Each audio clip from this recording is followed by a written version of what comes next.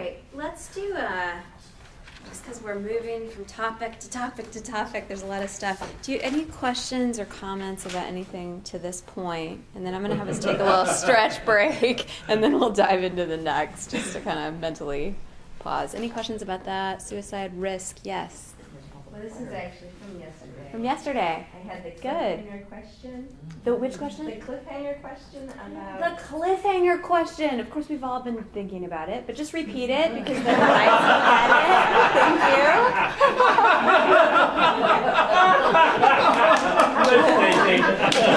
Thank you. Nice. I was going to say nice segue back. Thank you. So, my question was, what if the client decides on a course of action, I'm losing terminology, but they decide, for example, someone with epilepsy who is not legally allowed to drive is going to drive. In their problem-solving worksheet? Yes. Or they say, what if they put suicide or something as their problem, as their solution, something really bad? Yeah. So this is a good question. Maybe we should take our stretch break now, but basically, just kidding. I mean, essentially, there's really no Pearl's answer of like, if they say this, you do this. You're thinking about any behavior that somebody says, like if they say, I'm going to go shoot Uncle Earl in the head, that's my solution. I mean, could be them just doing that wacky problem solving we do sometimes in this therapy where we're just saying these outlandish things and it's just the brain generating solutions.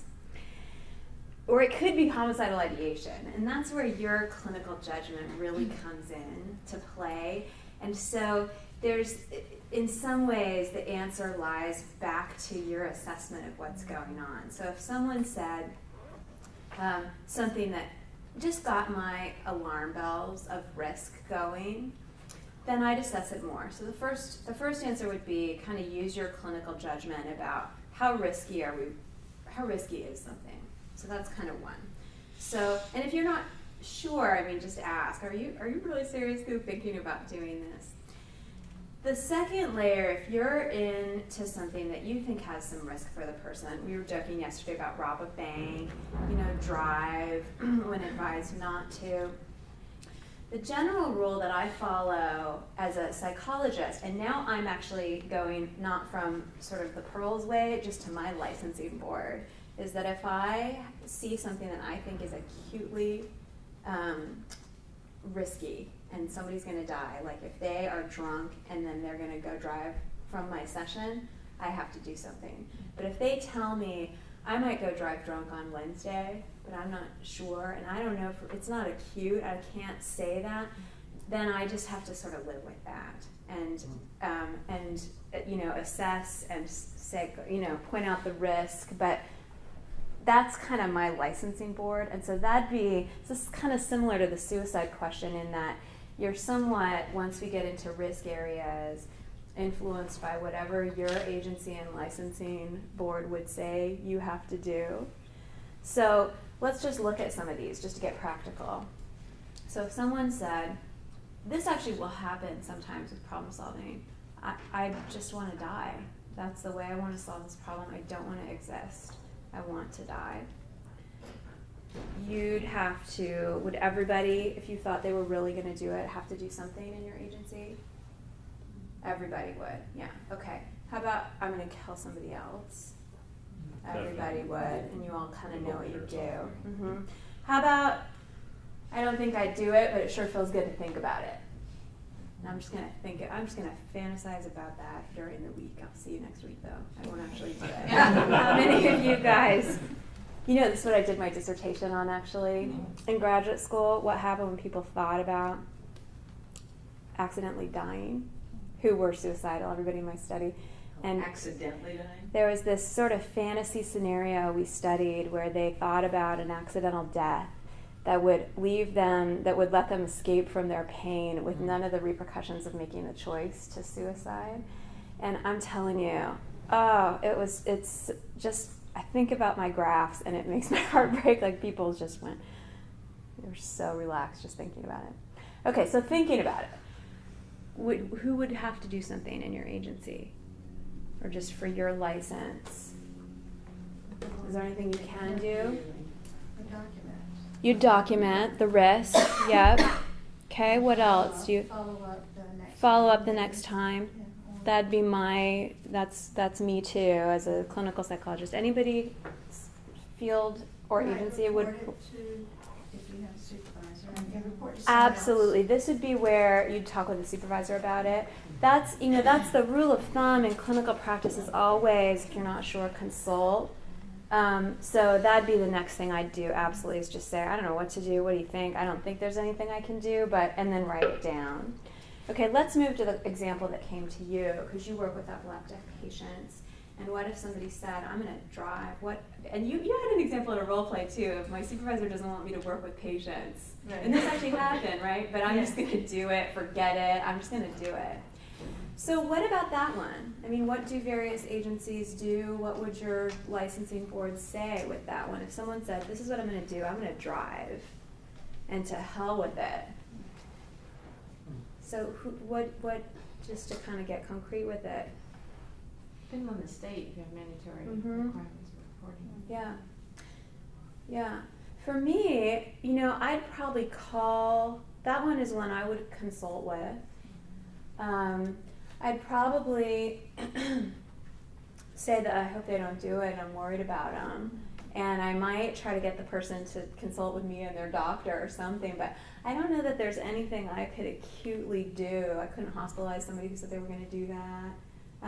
But that's where my brain would go. So in that situation, you would encourage them to choose another solution? I might, if I thought it was really risky. I'd say, gosh, I'd say, I love the problem solving. This is making me so uncomfortable because I'm so worried about you. I'd probably say something like that, and then that'd be the first, I'd be on the supervision call, like, I gotta go first, I'm not sure what to do about this. But it's not, I don't have a real clear answer. I'd assess how risky it is, how dire, is this a warning not to drive, or is this, I'd kind of assess a little more too. What's the risk? What are the consequences for the person? And that actually can get right back into the problem solving. Yeah. So one of the things that you can do, if your agency, for instance, has a particular protocol that you have to follow, you can introduce that information to the client and say, so just so you know, the way things go where I work, they say I have to call your physician, which was often the case when we were doing the epilepsy study. And of course, the physician can then recommend to the Department of Licensing that they withdraw this person's license if that hasn't already happened. But one of the things you can do is just in their weighting of the advantages and disadvantages of that decision, if they haven't factored in those things, you can sort of say, so just let's put this in here so that you know these are among the potential consequences. And if they also missed something like I could have a seizure and kill somebody, go ahead. You can tell them. So I bet this is why people don't want you to drive, so let's go put that in. It's a great point that just if someone chose it and it hadn't come up in the cons, really keeping in the sort of spirit of pearls of everything being problem solving. If you had to report something, you'd probably want to say, just so you know, this is another con, that, I'd have to talk to my supervisor about it because I'm worried, and this and this and this could happen. At the end of the day, most of the time, people have the choice to do what they're going to do, including whether they want to be dead or not. I mean, we can do some things, but ultimately there is, I think, we ultimately cannot control what people do. So I think you just have to be as safe and, cross your T's and dot your I's. But there's also this, people will make their choices, and your job is to do what you have to do, safety-wise and for your license, and to educate about pros and cons. But it is their decision at the end of the day. Or that gray area, if they're not saying something that you're going to call 911 about, but you have a gut feeling that this is unsafe. I mean, with their permission, I would go so far as to create a family intervention or something like that, to maybe have someone hold the keys, for them if you know, and involve the client, of course, and the patient, but,